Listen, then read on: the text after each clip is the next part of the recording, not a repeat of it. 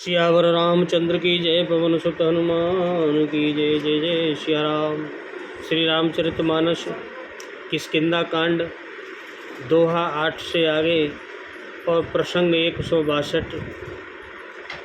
परा विकलमय सर के लागे, पुण्य उठी बैठ देखे प्रभु आगे। श्याम गात सिर जटा बनाए, अरुण नयन सर चाप चढ़ाए। बाली बाण के लगते ही बाली बहुत व्याकुल होकर पृथ्वी पर गिर पड़ा, किंतु प्रभु श्री राम जी को आगे देखकर वह फिर उठ बैठा। भगवान का श्याम शरीर है, सिर पर जटा बनाए हैं, लाल नेत्र हैं, बाण धनुष बाण हाथ में लिए हुए हैं। पुण्य पुण्य चितय चरण चित दीना, सुफल जन्म माना प्रभु चीना। हृदय प्रीति मुख बचन कठोरा, बोला चितय राम की ओरा। हृदय में तो प्रेम मानना है बाली, लेकिन वचन बहुत कठोर बोलता है। बाली ने बार बार भगवान की ओर देखकर चित्त को उनके चरणों में लगा दिया।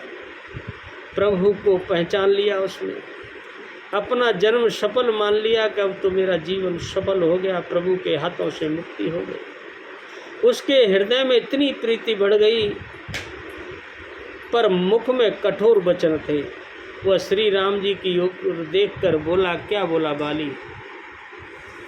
धर्म हेतु अवतरे गोसाई, मारे मोह व्याध की नाई। मैं बैरी सुग्रीव प्यारा, अब गुण कवन नाथ मोय मारा। देखो बाली कह रहे, हे प्रभु, हे गोसाई, आपने तो धर्म की रक्षा के लिए अवतार लिया है, मुझे मालूम है, और मुझे तो आपने छिपकर मार दिया, जैसे व्याध मार देता है हिरण को, जानवरों को छिपकर। मैं बैरी और सुग्रीव प्यारा, ऐसे कैसे हो गया नाथ? किस दोष से आपने मुझे मार दिया? मैंने आपका क्या बिगाड़ा था? मैं दुश्मन कैसे हो गया? सुग्रीव कैसे प्यारा हो गया? भगवान बोले, अनुज बधू भगनी सुत नारी, सुन 60 कन्या समय चारी। आहा, भगवान ने बहुत बड़ी बात की। इन्हें कुदृष्टि बिलोकं जोई, ताय बंदे कछु पापन होई। भगवान राम बोले, मूर्ख सुन, तूने तो बहुत बुरा कार्य किया है, बहुत पाप किया है। भगवान बोले, सुन, छोटे भाई की स्त्री और अपनी बहन और पुत्र की स्त्री और कन्या, ये चारों अपनी सबसे पूजनीय है। इनको जो कोई बुरी दृष्टि से देखता है, ये तो सब पुत्री के समान हैं, माता के समान हैं। उसे मारने में मुझे कोई पाप नहीं लगता। भगवान बोले, उसको तो मरना ही है। भाई की स्त्री, बहन और पुत्र की स्त्री और अपनी कन्या, ये चारों पर कुदृष्टि जिसने डाली उसका नाश होना है। भगवान बोल रहे, मूढ़तो यत सय अभिमाना, नारी शिखावन करशिन काना। मम भुज बलयाश्रित ते जानी, मारा चह से अदम अभिमानी। हे मूढ़, हे मूर्ख, तुझे अत्यंत अभिमान है। तूने अपनी स्त्री की सीख पर भी कान यानी ध्यान नहीं दिया।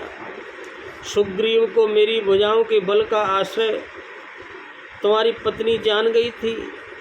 अरे अदम अभिमानी, तूने उसको मारना चाहा जिसको भगवान स्वयं मित्र बना लिए हैं।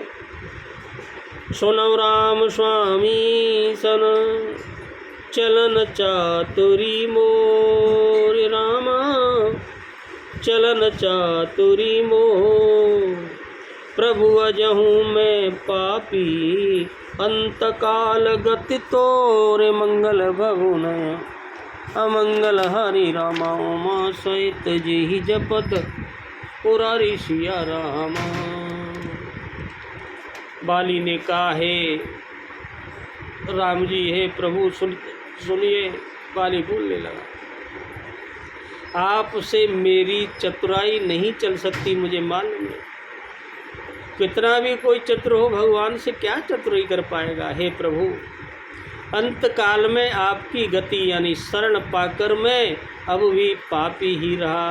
बाली बोला, अब भी मैं पापी रहा, शरण आपकी मिल गई।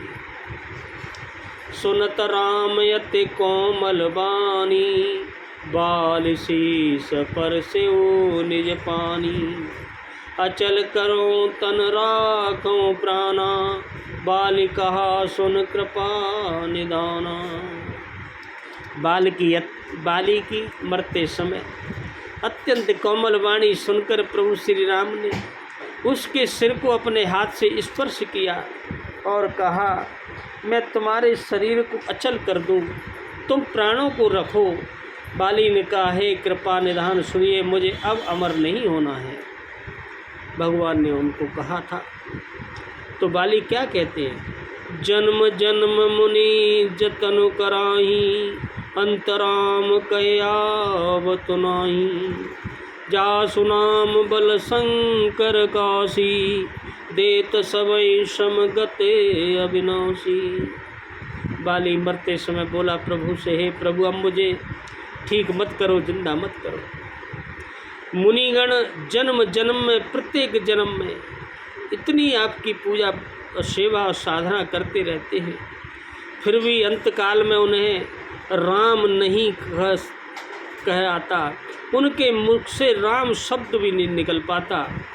माया के प्रभाव में ऐसे फंसे रहते हैं बड़े बड़े संत मुनि, उनके मुख से राम नाम नहीं निकलता, जिनके नाम के बल से स्वयं शंकर जी ओहो काशी में सबको समान रूप से अविनाशिनी गति यानी मुक्ति देते हैं। काशी में राम नाम जपने से मुक्ति हो जाती है। ये स्वयं भगवान से वार्तालाप में बाली कहने लगे। ममलोचन गोचर सोयावा बहुर की प्रभु वश बन ही बनावा। वह श्री राम जी स्वयं मेरे नेत्रों के सामने खड़े हैं और मेरे प्राण अब निकलने को हैं। हे प्रभु, ऐसा संयोग क्या फिर कभी बनेगा? ऐसा कभी संयोग बन ही नहीं पाएगा। सो नयन गोचर जाश गुण नित नेत कहे श्रुति गावही। जित पवन मन गो निरस करे मुनि ध्यान कबहु कपावही।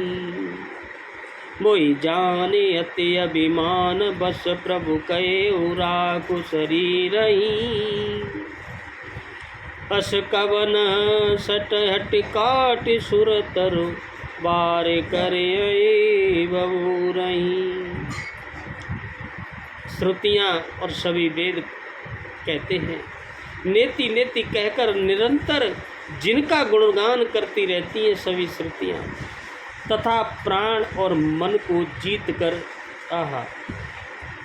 प्राण और मन को जीतकर एवं इंद्रियों को विषय के रस से, जो विषय में इंद्रिय फंसी रहती हैं, उसके रस से सर्वथा यानी कोई आवश्यकता नहीं उनको नीरस बनाकर जो बड़े बड़े मुनिगण हैं वो ध्यान में हर समय जिनकी कभी कंचित ही झलक पाते हैं, इतना सब करने के बाद हर समय ध्यान करते हैं, तब भी आपकी एक झलक उनको मिल जाए तो बहुत मानना।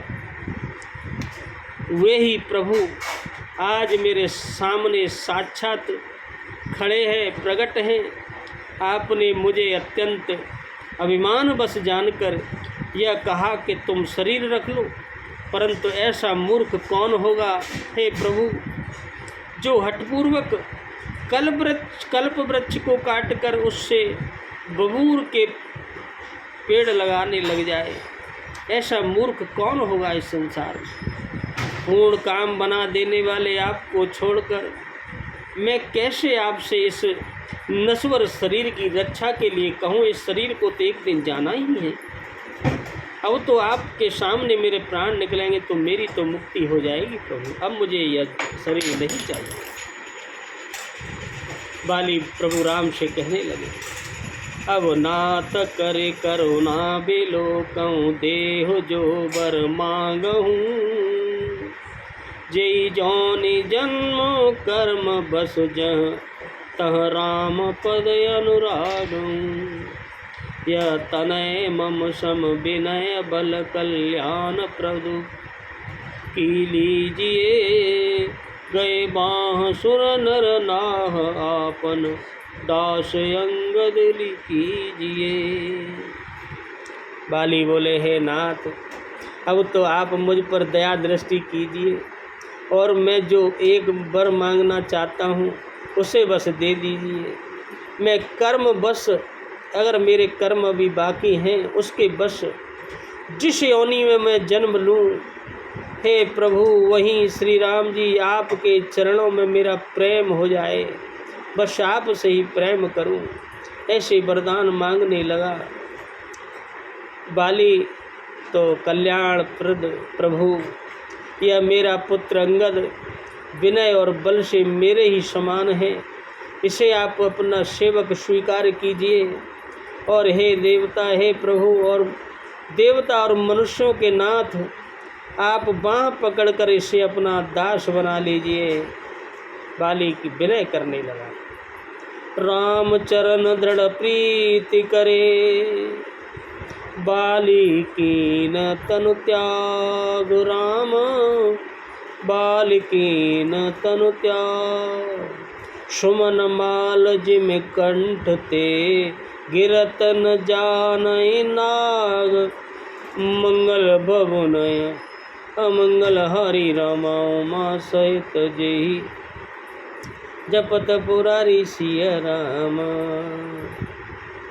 प्रभु श्री राम के चरणों में दृढ़ प्रीति करके बाली ने अपने शरीर को वैसे ही आसानी से, बड़ी आसानी से त्याग दिया जैसे हाथी अपने गले से फूलों की माला का गिरना न जाने।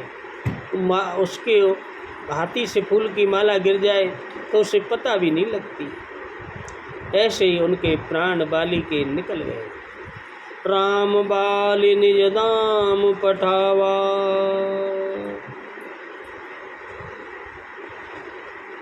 नगर लोक सब व्याकुल धावा। नाना विध विलाप कर तारा।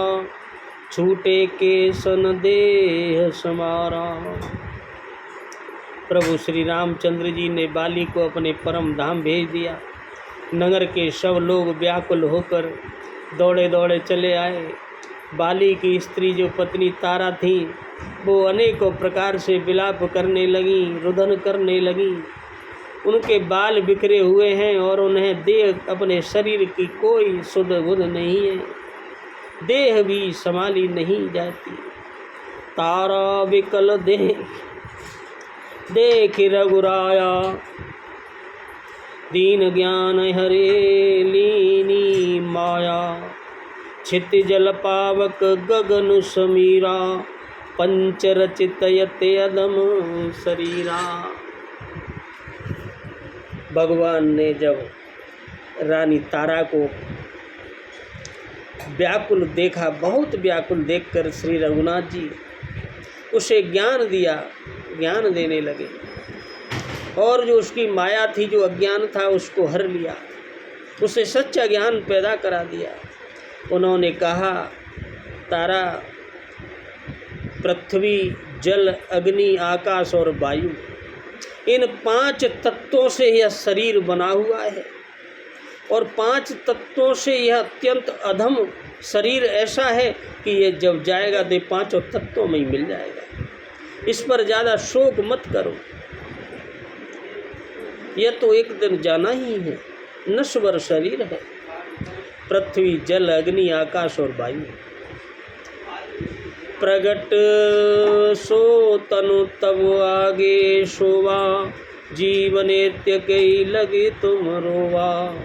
उपजा ज्ञान चरण तब लागी, लीने से परम भगते बर मांगी। आहा, वह शरीर तो प्रत्यक्ष तुम्हारे सामने सोया हुआ है जिससे तुम प्रेम करती थी। उसमें से जो जीव था, जो आत्मा थी, जो नित्य था, और जीव नित्य है और रहेगा, उसका कभी नाश नहीं हो सकता। फिर तुम किसके लिए रो रही हो?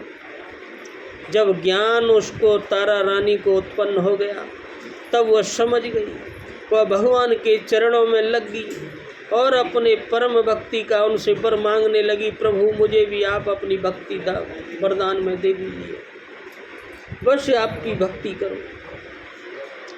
मांग लिया वरदान। उमा दार शोषित की नाई,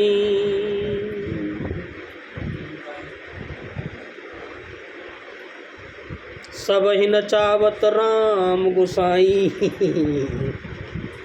तब सुग्रीव आय सुदीना, मृतक कर्म विधि बद सब कीना। शिव जी कहते हैं, सुनो पार्वती, प्रभु की माया है यह तो। स्वामी राम जी सबको जैसे कठपुतली को वो नचाता है, नचाने वाला, ऐसे ही प्रभु सबको कठपुतली की तरह नचा रहे हैं। तदनंतर श्री राम जी ने उसके बाद सुग्रीव को आज्ञा दी और कहा कि विधि पूर्वक इनका अंतिम संस्कार करो। और सुग्रीव ने विधि पूर्वक बाली का शव मृतक कर्म किया, जो होता है विधि विधान से। राम कहा अनुजय समुझाई, राजदेव सुग्रीव जाई। रघुपति चरण नाय कर माथा,